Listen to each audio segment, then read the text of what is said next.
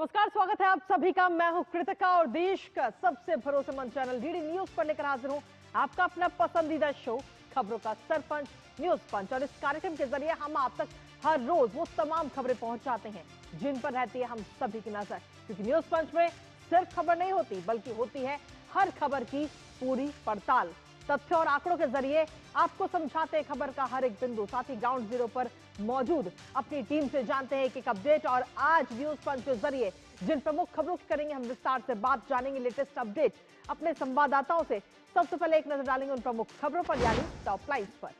और top lines में सबसे पहले बात करते हैं पाकिस्तान अधिकृत कश्मीर की, पीओके की। जी हां, जो इस समय सुलग रहा है, वहां की जो आवाम है इस समय प्रदर्शन कर रही है, विरोध प्रदर्शन, जिस पर इस समय सेना लगातार दबाने की कोशिश वहां की आवाम को कर रही है। आखिर क्यों ये विरोध प्रदर्शन हो रहा है और इस विरोध प्रदर्शन के दौरान बीते कल से लेकर अभी तक कितने लोगों की हो चुकी है मौत और कितने लोग हो चुके हैं घायल, बताएंगे इस पूरी खबर के बारे में विस्तार से आपको। लेकिन इसके साथ ही जो दूसरी प्रमुख खबर है वो भी आपको बता दें। दूसरी प्रमुख खबर, वेलकम टू इंडिया। जी हां, जो विदेशी नागरिक हैं वो जब इंडिया आएंगे तो उनकी जो इमिग्रेशन की पूरी प्रक्रिया है वो अब बहुत ही आसान होने जा रही है, क्योंकि अब इमिग्रेशन की पूरी प्रक्रिया वो एडवांस में ही पूरी कर लेंगे, जिसके बाद में सिर्फ उन्हें आकर के स्कैनिंग करनी है। क्या है ये पूरी प्रक्रिया, क्या है इसका नाम, बताएंगे इस खबर के बारे में विस्तार से। साथ ही तीसरी प्रमुख खबर भी आपको बता दें, जहां ट्रंप ने फिल्मों को भी अब नहीं छोड़ा है। जी हां, फिल्मों को भी ना छोड़ते हुए अमेरिका ने फिल्मों पर भी अब टैरिफ लगाने की बात कही गई है डोनाल्ड ट्रंप की तरफ से। इसको लेकर एक सोशल मीडिया पर एक पोस्ट किया गया है, लेकिन इस पोस्ट में क्या कुछ लिखा गया है अमेरिका की तरफ से, डोनाल्ड ट्रंप की तरफ से, और आखिर किन किन फिल्मों पर या ओटीटी प्लेटफॉर्म पर भी क्या इस तरीके का टैरिफ लगाया जाएगा, एक एक चीज बताएंगे विस्तार से आपको इस खबर के बारे में। तो चलिए शुरुआत करते हैं आज की प्रमुख खबर के अनुसार, जहां एक और भारत में क्रिकेट की जीत का जश्न मनाया जा रहा है, वहीं दूसरी ओर पड़ोसी देश पाकिस्तान में हालात बिगड़ते जा रहे हैं। दरअसल पाकिस्तान अधिकृत कश्मीर पीओके में आवाम सरकार के विरोध में प्रदर्शन कर रही है। इस प्रदर्शन को रोकने के लिए गोलियां तक चलाई जा रही हैं, जिसमें अभी तक 3 लोगों की मौत हो चुकी है। और हैरानी करने वाली बात यह है कि आम लोगों की समस्याओं का समाधान करने के बजाय पाकिस्तानी सेना ने पीओके में लोगों की आवाज दबाने का काम किया जा रहा है, और इसके लिए सेना ने अपनी पूरी ताकत झोंक दी है। इंटरनेट और मोबाइल सेवाएं तक वहां पर बंद कर दी गई हैं इस समय। हालांकि इन सब के बावजूद पीओके में बड़े पैमाने पर सरकार के खिलाफ प्रदर्शन अभी भी जारी है। आपको यह भी बता दें कि इन प्रदर्शनकारियों की कुछ मांगे हैं जिनको लेकर यह विरोध प्रदर्शन किया जा रहा है। अभी फिलहाल कैसे हैं पाकिस्तान अधिकृत कश्मीर यानी पीओके के हालात, बताएंगे आपको। साथ ही करेंगे चर्चा अपने संवाददाता से। उससे पहले आपको दिखाते हैं पीओके में पिटी मुनीर आर्मी।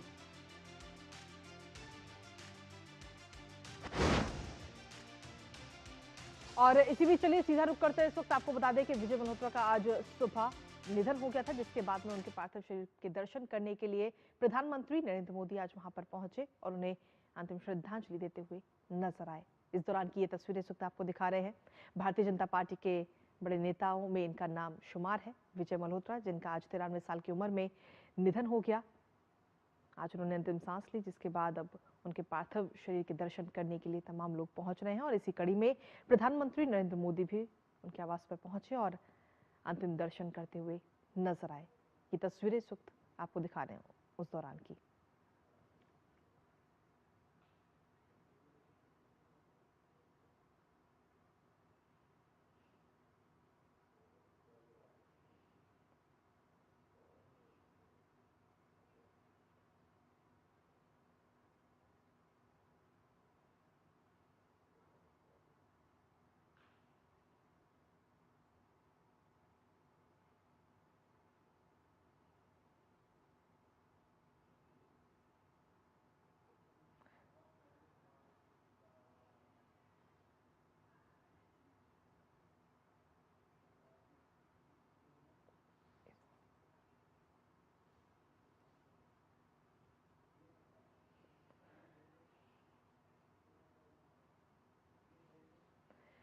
तो ये तस्वीरें इस वक्त आपको दिखा रहे हैं, अब से कुछ देर पहले की ये तस्वीरें हैं।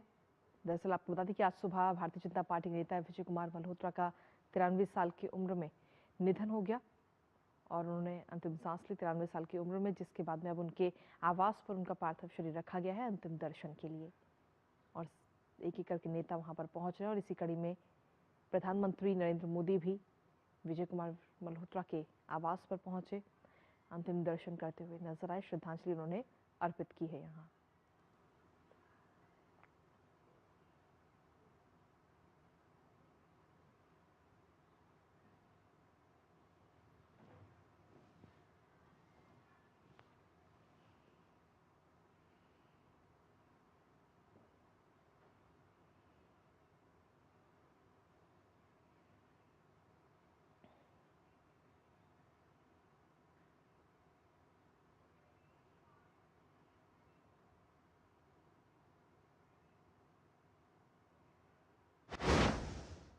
और चलिए वापस रुक करते हैं हमारी महत्वपूर्ण खबर का, जहां आपको बता दें कि पीओके में हालात इस वक्त काफी गंभीर बनते हुए नजर आ रहे हैं, क्योंकि वहां की आवाम जो है वो इस वक्त सरकार के विरोध में प्रदर्शन कर रही है और सेना इस प्रदर्शन को रोकने के लिए पूरी ताकत सेना की तरफ से झोंक दी गई है, यहां तक कि गोलीबारी तक की गई है।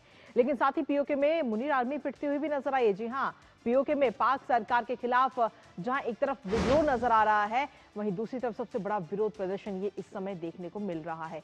इसके साथ ही विरोध प्रदर्शन के दौरान हिंसा भी वहां पर भड़की और इस हिंसा में 3 लोगों की मौत अभी तक हो चुकी है। साथ ही कई लोग जख्मी भी इस दौरान बताए जा रहे हैं। इस विरोध प्रदर्शन के दौरान प्रभावित क्षेत्रों में हालांकि इंटरनेट सेवाएं जो हैं वो प्रभावित हुई हैं। इंटरनेट सेवाओं को वहां पर बंद कर दिया गया है और इसके साथ ही मोबाइल सेवाओं पर भी इसका असर पड़ रहा है। पीओके में पिछले कुछ सालों की अगर हम बात करें तो पिछले कुछ सालों में अब तक का सबसे बड़ा विरोध प्रदर्शन इसे बताया जा रहा है।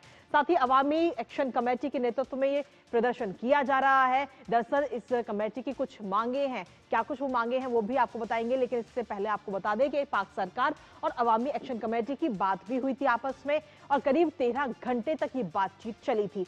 लेकिन सोचिए कि 13 घंटे ये बातचीत चली, उसके बावजूद भी ये बातचीत सफल नहीं हुई है, मांगे नहीं मानी गई और ये बातचीत पूरी तरह से विफल रही है। बुनियादी अधिकारों की मांग दरअसल ये सभी लोग कर रहे हैं। एशिया कप हार का गुस्सा कहीं ना कहीं अब वहां की जो आवाम है, मासूम है, उन पर निकाला जा रहा है। कहीं ना कहीं ये कहा जा सकता है कि पाकिस्तान की तानाशाही इस दौरान सामने आ रही है।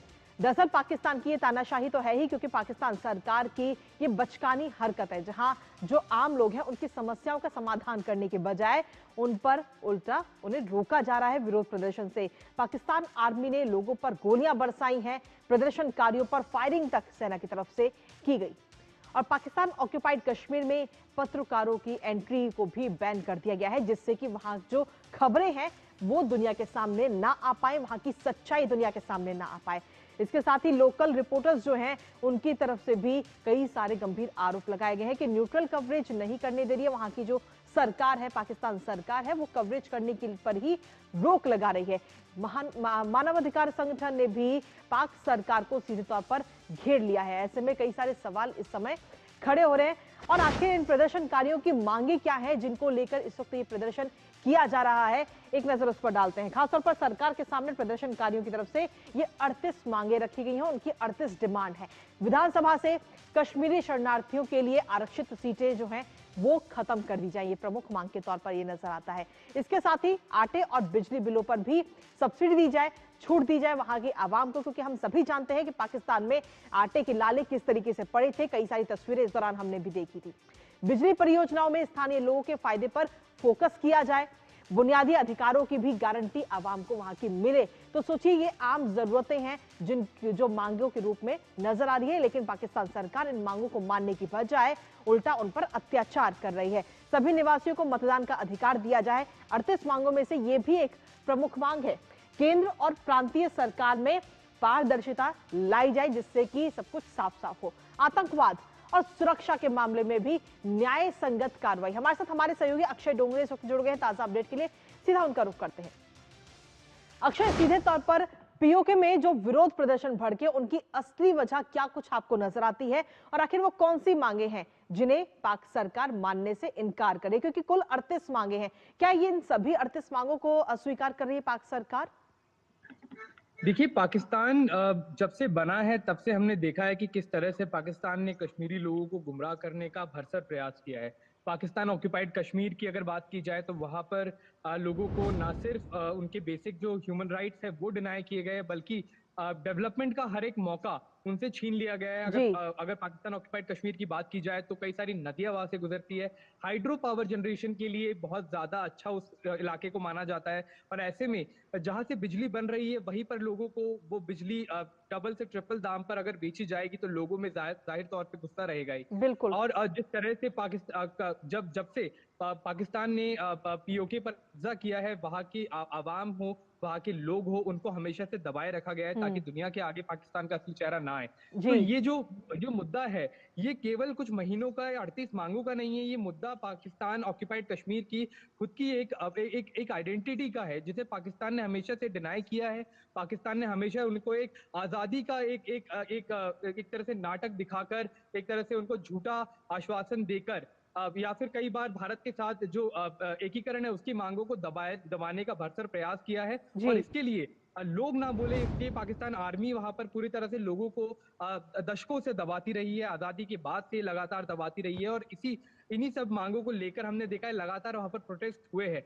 इस बार जो प्रोटेस्ट हुआ है वो कई सालों का सबसे बड़ा प्रोटेस्ट है, क्योंकि हमने देखा है कि जिस तरह से डेवलपमेंट जम्मू और कश्मीर में हो रहा है, इंटरनेट के जरिए, सोशल मीडिया के जरिए पाकिस्तान ऑक्युपाइड कश्मीर के लोगों को भी ये दिख रहा है कि किस तरह से, खास तौर पे पिछले 10 सालों में जिस तरह से तेजी पकड़ी है डेवलपमेंट ने जी जम्मू अक्षय। कश्मीर में, उसको देखते हुए पाकिस्तान ऑक्युपाइड कश्मीर में भी एक तरह से एक अनसेटिस्फैक्शन रहा है, और वो बढ़ता जा रहा है। और जैसे आपने बताया एएसी, यानी कि जो कमिटी है वहां पर उन्होंने साफ तौर पे ये धमकी दे दी है कि ये केवल प्लान ए था, प्लान बी, सी और डी भी रहेगा, और डी बहुत ही भयंकर पाकिस्तान के लिए रहने वाला है जी। अगर उनकी मांगे नहीं मानी जाती, जो कि एक थोड़े तौर पे तो इन प्रोटेस्ट को शांत कर सकता है। बट अगर लंबे इश्यू को देखा जाए, बड़े मुद्दे को देखा जाए, जी तो ये अक्षय। मुद्दा तब तक शांत नहीं होगा जब तक पाकिस्तान ऑक्युपाइड कश्मीर का विलय वापस जम्मू कश्मीर के साथ ना हो जाए। चलिए, बहुत बहुत शुक्रिया तमाम जानकारी और अपडेट्स हमारे साथ साझा करने के लिए अक्षर होंगे।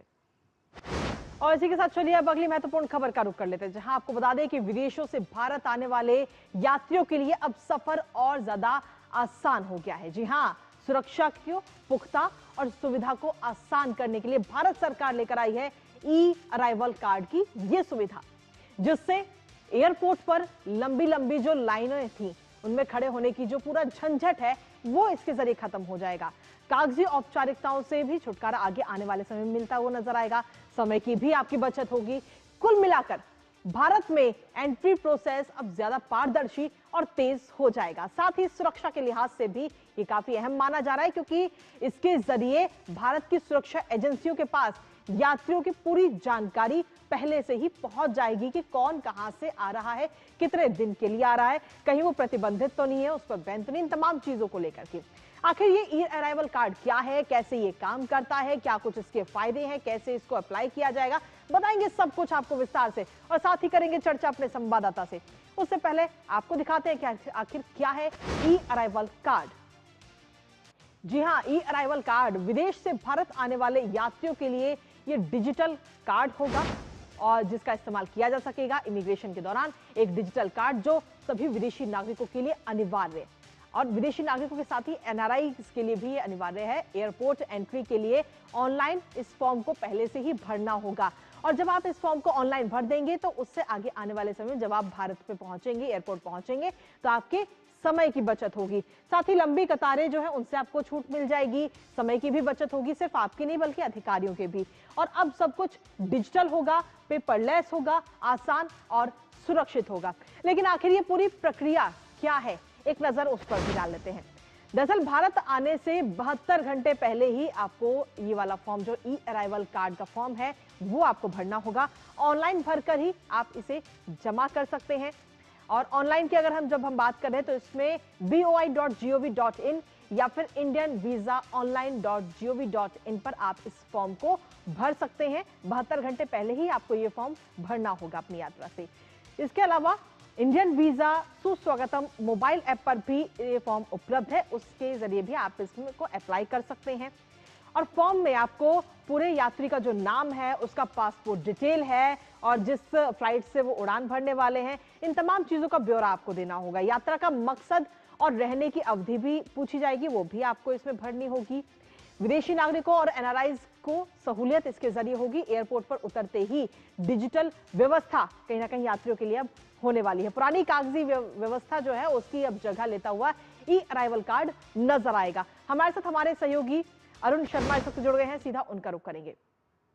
अरुण, सीधे तौर पर इस ई अराइवल कार्ड के कई सारे अपने आप में फायदे हैं जो आगे आने वाले समय में कहीं ना कहीं डिजिटल तो होगी ही सारी चीजें, लेकिन इसके साथ ही जो यात्री भारत आ रहे हैं, चाहे वो पर्यटन के उद्देश्य से, चाहे व्यापार के उद्देश्य से, या किसी भी कोई भी रीजन रहा हो, उनके लिए सहूलियत भी होगी, समय की भी बचत होगी और साथ ही सुरक्षा के लिहाज से भी काफी महत्वपूर्ण ई अराइवल कार्ड को माना जा रहा है। अरुण। कृतिका, बिल्कुल देखिए, सरकार का फोकस इस बात पर है कि कैसे वन स्टॉप डेस्टिनेशन बनाया जा सके फॉरेन टूरिस्ट अराइवल के लिए, कि वो एक ही ऐप को लॉग इन करके एक तरह से अराइव कर सके। हम इस बात को जानते हैं कि अब 2025 की बात करें तो लगभग 6 मिलियन के आसपास, यानी कि 60 लाख के आसपास फॉरेन टूरिस्ट अराइवल हुआ है। प्राइम मिनिस्टर मोदी भी इस बात को कह चुके हैं कि जो स्वदेश दर्शन जैसी जो इनिशिएटिव्स है, या फिर जो सर्किट्स बनाए गए, राम सर्किट बनाया गया है, बुद्धिस्ट सर्किट बनाया गया है, उसको विजिट करने के लिए काफी भारी तादाद के अंदर जो फॉरेन टूरिस्ट का अराइवल हो रहा है। मैं इसे बस जो सुस्वागत ऐप है, इसको मैंने अभी यूज किया है। इनफैक्ट बहुत ही इंटरेस्टिंग ऐप है, एक पेज की ऐप है। इसमें आपको सिर्फ अपनी पासपोर्ट की डिटेल्स डालनी है, आप कौन से दिन अराइव करने जा रहे हैं इंडिया के अंदर, आपको वो डालना है, कौन सी कंट्री से आ रहे हैं वो डालना है, और ये मात्र एक पेज के आसपास की डिजिटल जो प्रक्रिया है ये आपको फॉलो करनी है। आप 72 आवर्स के अंदर, आप इनफैक्ट गाड़ी में बैठे बैठे, आप अगर एयरपोर्ट की तरफ रवाना भी हो रहे हैं तो उससे पहले भी आप इसको भर सकते हैं। मात्र 2 मिनट के अंदर अंदर ये पूरा काम हो जाएगा, और ये आपको छुटकारा देगा जो मल्टीपल जो चैलेंजेस होते हैं एयरपोर्ट के ऊपर, उस प्रक्रिया को एक तरह से ईजी बनाने के लिए आप ऐप में डिटेल्स भर सकते हैं। जो लंबी कतार होती है, जो एक ई वीजा अराइवल जो कार्ड आपको भरना पड़ता है, वो आपको नहीं भरना पड़ेगा। तो फॉरेन टूरिस्ट के लिए बहुत एक अच्छा एक इनिशिएटिव साबित होगा, क्योंकि वो इंडिया में जब आएंगे तो उनको एक तरह से बहुत ईज मिलेगी एयरपोर्ट अराइवल की, जब तक बात की जाए। इसके साथ ही अरुण, अगर सुरक्षा के लिहाज से अगर हम देखें तो जो हमारी सुरक्षा एजेंसियां हैं उन्हें पहले से ही जानकारी मिल जाएगी कि कौन से यात्री भारत आ रहे हैं, कितने दिन के लिए वो आ रहे हैं, क्या उनका उद्देश्य है, और ऐसे में अगर कोई बैन व्यक्ति, प्रतिबंधित व्यक्ति है तो उस पर भी नजर बनाई रखी जा सकती है। बिल्कुल, देखिए, सरकार के 2 प्राइमरी मकसद है। नंबर 1 जो मैंने आपको पहले बताया कि ईज प्रोवाइड करना फॉरेन टूरिस्ट को, और दूसरा एक तरह से डिजिटल डेटाबेस को क्रिएट करना। अभी तक होता क्या था, कोई भी फॉरेन टूरिस्ट जब आता था पेपर के ऊपर अपनी डिटेल्स को भर के दे दिया करता था। इनफैक्ट वो रफली लिख दिया करते थे, कई लोग डिटेल्स में रैंडमली एक तरह से राइटिंग भी उनकी ठीक नहीं हुआ करती थी, तो वो एक तरह से पेपर्स होते थे सरकार के पास भी बहुत ज्यादा तब तक प्रिजर्व नहीं रह पाते थे जी। लेकिन जो सर्विस की शुरुआत हो रही है, ये इससे पूरे जो डिजिटल डेटा है वो सरकार के पास एक तरह से डिजिटल तौर पर स्टोर रहेगा। हर टूरिस्ट जो कि भारत में आ रहा है, चाहे बिजनेस रिलेटेड एक्टिविटीज की वजह से, या टूरिस्ट घूमने की वजह से, या फिर अपनी फैमिली से एक तरह से मिलने की वजह से, तो वो एक तरह से जो पूरा डेटाबेस है उनके पास रेडी रहेगा। तो जाहिर सी बात है कि सरकार के पास एक डिजिटल डेटाबेस रहेगा जो भी फॉरेन टूरिस्ट जो भारत के अंदर आ रहे हैं। चलिए, बहुत बहुत शुक्रिया अरुण, तमाम जानकारी और अपडेट्स हमारे साथ साझा करने के लिए। इस महत्वपूर्ण खबर से जुड़े हुए लगातार और भी अपडेट आप हम तक पहुंचाते रहिएगा। फिलहाल शुक्रिया। और इसी बीच न्यूज पंच वक्त एक छोटे से ब्रेक का है, कहीं मत जाइए क्योंकि ब्रेक के उस पार भी खबरों का सिलसिला लगातार जारी है। सस्ते वाले दाल मसाले स्वाद हुआ बेकार, MDH की हल्दी मिर्ची धनिया करे कमाल, ये रंग दे, ये खुशबू दे, ये तीखा, ये कम पड़े, क्या निराला MDH मसाला। जब धरती चीर कर निकलता है लोहे का पत्थर और मिलता है मोंगिया के जोश से, फिर तपता है, पिघलता है और बनता है फौलाद। अब होता है सरिया सारी खूबियों के साथ। मोंगिया स्टील, मजबूत देश का मजबूत सरिया। और चलिए, न्यूज पंच में आगे बढ़ते हुए अब रुक करते हैं हमारी तीसरी महत्वपूर्ण खबर का अंतर्राष्ट्रीय जगत से जुड़ी, जहां अमेरिकी राष्ट्रपति डोनाल्ड ट्रंप लगातार हर क्षेत्र में टैरिफ का बम फोड़ रहे हैं और अब उनका नया फरमान फिल्मों को लेकर भी आ चुका है। डोनाल्ड ट्रंप ने दरअसल अमेरिका के बाहर बनने वाली फिल्मों पर 100% टैरिफ लगाने का ऐलान कर दिया है और इसके साथ ही ट्रंप ने यह भी संकेत दिया कि वो विदेशी फर्नीचर आयात पर भी भारी शुल्क लगाने की तैयारी कर रहे हैं। दरअसल ट्रंप का दावा है कि बाहरी बनी फिल्मों ने खासतौर पर कैलिफोर्निया को अतिरिक्त रूप से प्रभावित किया है और इसको लेकर उन्होंने वहां के जो गवर्नर हैं उन पर भी तंज कसा है। हालांकि ट्रंप ने अभी ये साफ नहीं किया है कि इन टैरिफ का स्वरूप कैसा होगा, क्या ये डिजिटल स्ट्रीमिंग प्लेटफॉर्म या फिर अंतरराष्ट्रीय सह निर्माण पर भी लागू होंगे या नहीं। करेंगे चर्चा इस पूरी खबर को लेकर अपने संवाददाता से। उससे पहले आपको दिखाते हैं विदेशी फिल्मों पर 100% टैरिफ। तो जी हाँ, विदेशी फिल्मों पर 100% टैरिफ लगाने की बात यह अमेरिका की तरफ से, डोनाल्ड ट्रंप की तरफ से कही गई है। यूएस में विदेशी फिल्मों पर अब 100% टैरिफ लगाया जाएगा। दूसरे देशों पर बिजनेस चुराने का ये आरोप अमेरिकी राष्ट्रपति डोनाल्ड ट्रंप ने लगाया। इससे पहले हम देख चुके हैं कि कई बार ये टैरिफ बम फोड़ा जा चुका है और डोनाल्ड ट्रंप हर क्षेत्र में टैरिफ पर टैरिफ लगाए जा रहे हैं। कैलिफोर्निया हॉलीवुड का मेन हब है और उसको ध्यान में रखते हुए ये बड़ा कदम कहीं ना कहीं अमेरिका की तरफ से लिया जा रहा है। कैलिफोर्निया के गवर्नर पर इसका पूरा ठीकरा डोनाल्ड ट्रंप ने फोड़ा है और गवर्नर पर तंज भी कसा और साथ ही उसे कमजोर बताया गया है। फिल्मों के प्रोडक्शन में भी लगातार गिरावट और फिल्म प्रोडक्शन की जब हम बात कर रहे हैं तो 26% फिल्मों का प्रोडक्शन जो है वो घट गया है अमेरिका में। हॉलीवुड अमेरिका की बड़ी सॉफ्ट पावर के तौर पे भी इसे देखा जाता है। अमेरिका का बहुत बड़ा बाजार हॉलीवुड है। 2021 की जब हम बात करते हैं तो 2021 के मुकाबले 2023 तक प्रोडक्शन में 26% की गिरावट ही दर्ज की गई, जिसको ध्यान में रखते हुए अब अमेरिकी राष्ट्रपति ने इस क्षेत्र में भी टैरिफ लगाने का ऐलान किया है। साथ ही आपको बता दें कि दुनिया भर में 2023 में यूएस फिल्मों ने 22.6 अरब डॉलर कमाए थे, लेकिन अब जब ये टैरिफ का जो ये बम है, जब ये टैरिफ लगाया जाएगा तो आगे इस पे कहीं ना कहीं काफी असर इसका नजर आएगा। इस ऐलान को लेकर, इस घोषणा को लेकर डोनाल्ड ट्रंप ने सोशल मीडिया प्लेटफॉर्म ट्रुथ पर एक पोस्ट किया है और इस पोस्ट में उन्होंने लिखा है कि हमारे फिल्म निर्माण व्यवसाय को दूसरे देशों ने अमेरिका से चुरा लिया है, ठीक वैसे ही जैसे बच्चे से कैंडी चुराना। अपने कमजोर और असक्षम गवर्नर के कारण कैलिफोर्निया बुरी तरह प्रभावित हुआ है। इसलिए इस दीर्घकालिक और कभी ना खत्म होने वाली समस्या को हल करने के लिए मैं अमेरिका के बाहर बनने वाली सभी फिल्मों पर 100% टैरिफ लगाऊंगा। इस मामले पर ध्यान देने के लिए धन्यवाद। तो अमेरिका को एक बार फिर से महान बनाओ, ये post social media platform truth पर अमेरिकी राष्ट्रपति डोनाल्ड ट्रंप की तरफ से की गई है। लेकिन हालांकि अभी ये साफ नहीं किया गया है कि आखिर कितना किस किस चीजों पर टैरिफ लगाया जाएगा और उसमें के क्या कुछ नियम होंगे, इन तमाम चीजों को लेकर के। लेकिन इसके साथ ही आपको ये भी बता दें कि हॉलीवुड और स्ट्रीमिंग प्लेटफॉर्म पर भी इसका सीधे तौर पर असर पड़ता हुआ आगे आने वाले समय में नजर आएगा, क्योंकि सीधे तौर पर यूएस थिएटरों में विदेशी फिल्मों की लागत डबल हो जाएगी। जो फिल्में विदेश में बन रही हैं, जब वो यूएस के थिएटरों में आएंगी तो उनकी लागत भी डबल होगी। विदेशी फिल्मों की स्क्रीनिंग काफी महंगी हो जाएगी। फिल्म प्रेमियों को मूवीज देखना अब आगे आने वाले समय में अमेरिका के अंदर महंगा पड़ सकता है। वैश्विक डिस्ट्रीब्यूशन नेटवर्क भी इससे साफ तौर पर प्रभावित होगा और विदेशी शूटिंग में काम कर रहे लोगों पर इसका सीधा असर पड़ेगा। विजुअल इफेक्ट आर्टिस्ट से लेकर के प्रोडक्शन क्रू तक इसमें शामिल होंगे। हॉलीवुड फिल्म मेकर्स सोचने पर भी मजबूर हो जाएंगे और विदेशी फिल्मों के साथ पार्टनरशिप पर पुनर्विचार किया जाएगा। साथ ही आपको बता दें कि एंटरटेनमेंट दिग्गजों के शेयरों में भी काफी गिरावट होगी। नेटफ्लिक्स और वार्नर ब्रदर्स डिस्कवरी के शेयर भी इसके जरिए लुढ़क गए और हॉलीवुड स्टूडियोज टैरिफ प्लान पर भी अब रिसर्च की जा रही है। तो इसका सीधे तौर पर असर सिर्फ फिल्म जगत नहीं बल्कि कई सारी इंडस्ट्री पर भी पड़ता हुआ आगे आने वाले समय में नजर आएगा। हमारे साथ हमारी सहयोगी जया सिन्हा इस वक्त जुड़ रही हैं ताजा अपडेट के लिए। सीधा उनका रुख करते हैं फोन लाइन पर। इस वक्त जया हमारे साथ जुड़ रही हैं। जया, अमेरिकी फिल्म इंडस्ट्रीज दुनिया में सबसे मजबूत मानी जाती है। हॉलीवुड को विश्व स्तर पर ब्रांड भी माना जाता है, लेकिन पिछले कुछ वर्षों की अगर हम बात करें तो कोरियन फिल्में और ड्रामा का क्रेज अमेरिका में काफी तेजी से बढ़ा भी है। क्या फिल्मों पर टैरिफ लगाने के पीछे इसे मुख्य वजह के तौर पर देखा जा सकता है? जया। बिल्कुल कृतिका, सिर्फ कोरियन फिल्में नहीं, भारतीय फिल्मों ने भी हॉलीवुड बाजार में बहुत ज्यादा अपनी मौजूदगी दर्ज कराई है, उपस्थिति दर्ज कराई है।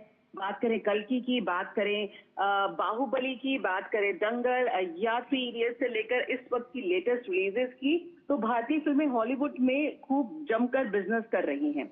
और यहाँ पर जिस तरह से दुनिया के और तमाम देश टैक्स इंसेंटिव देकर फिल्म मेकर्स को आकर्षित कर रहे हैं, जिनमें भारत भी एक प्रमुख देश है जो कि दुनिया भर के फिल्म मेकर्स को भारत में काम करने के लिए आकर्षित कर रहा है। कोरिया ऐसा देश है जो आकर्षित कर रहा है। ऐसे में अमेरिका का जो फिल्म उद्योग है वो खासा प्रभावित हो रहा है। और जो अपनी पोस्ट है ट्रंप की, खास तौर पर उन्होंने उसमें कैलिफोर्निया का उल्लेख किया है कि कैसे वो ये बुरी तरह से प्रभावित हुआ है।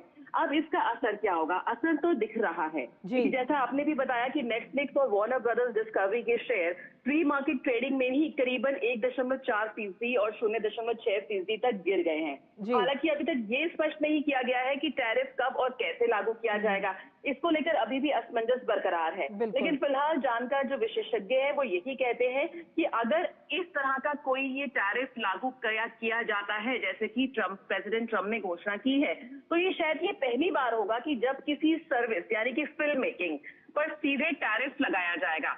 अगर ट्रम्प इसको टैरिफ को लागू करते हैं तो इसका असर पड़ेगा न सिर्फ हॉलीवुड की फिल्मों पर बल्कि भारतीय फिल्म उद्योग पे भी इसका असर नजर आएगा, क्योंकि एक वैश्विक फिल्म निर्माण का जो उद्योग है इसमें कहते हैं कि सीमाएं मायना नहीं रखती, इसलिए भारतीय फिल्म उद्योग को एक झटका लग सकता है क्योंकि इसका सीधा असर भारतीय फिल्मों और जो यहाँ की जो अलग अलग फिल्म इंडस्ट्रीज हैं, बॉलीवुड कह लें, टॉलीवुड कह लें या क्षेत्रीय भाषाओं की फिल्मों पर पड़ता हुआ नजर आएगा, जिसका एक बड़ा दर्शक वर्ग अमेरिका में है। क्योंकि अगर टैरिफ लगता है तो क्या उसके टिकट प्राइसेस बढ़ते नजर आएंगे, जो फिल्म निर्माण की अलग अलग विधाएं हैं क्या उस पर टैरिफ लगेगा, इसको लेकर अभी क्लैरिटी चाहिए।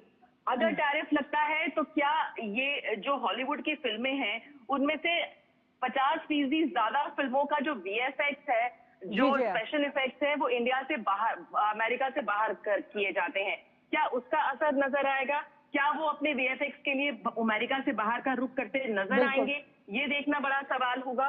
भारत का जो प्रोड्यूसर्स गिल्ड है, अभी शुरुआती जिस तरह की रिपोर्ट सामने आई है, उन्होंने यही कहा है कि करीबन जो भारतीय मूल के लोग जो बहुत बड़ी आबादी में अमेरिका में रहते हैं वो ज्यादातर भारतीय फिल्में देखना पसंद करते हैं। खासतौर पर क्षेत्रीय फिल्में बहुत ज्यादा मशहूर हैं। तेलुगु, हिंदी, तमिल, मलयालम, पंजाबी, बंगाली फिल्में बहुत मशहूर हैं और उनकी हिस्सेदारी बहुत ज्यादा है। क्या उनके टिकट प्राइसेस पर इसका असर होगा? अगर टिकट प्राइसेस दुगनी हो जाती हैं, जो कि औसतन वहां पे टिकट अराउंड $10 से $15 का होता है, नया टैरिफ जोड़ेगा तो क्या $20 से $30 तक पहुंच सकता है? तो क्या आम दर्शकों की जेब पर सीधा बोझ पड़ेगा? ये तमाम ऐसे सवाल हैं जो निकलकर सामने आ रहे हैं। बहुत बहुत शुक्रिया जो है तमाम जानकारी हमारे साथ साझा करने के लिए। इस पर आप अपनी नजर लगातार बनाए रखिएगा और इसी के साथ फिलहाल न्यूज पंच में मुझे और हमारी पूरी टीम को दीजिए अनुमति। इसी के साथ 2 बजे दोपहर में फिर होगी आपसे मुलाकात कुछ और महत्वपूर्ण खबरों के साथ। तब तक के लिए नमस्कार।